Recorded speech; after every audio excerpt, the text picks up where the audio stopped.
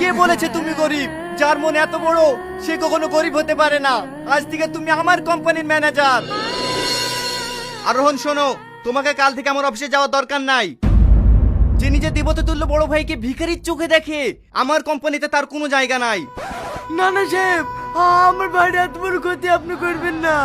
ও চাকরি চলে গেলে ও মাটি কাজ করতে পারবে না, খুব কষ্ট পাবে।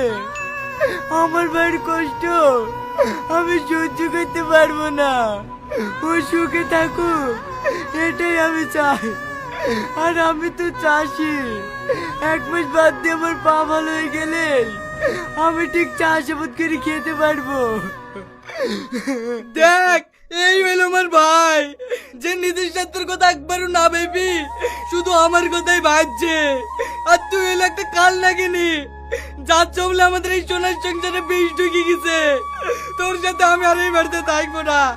তুই এত বড় বাড়ি নিয়ে একাই থাক।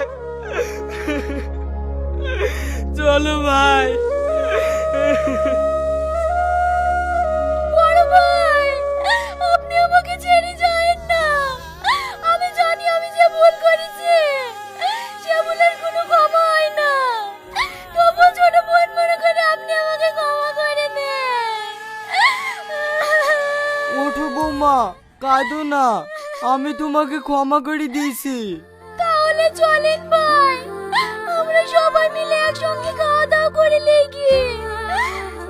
ঠিক আছে, চলো।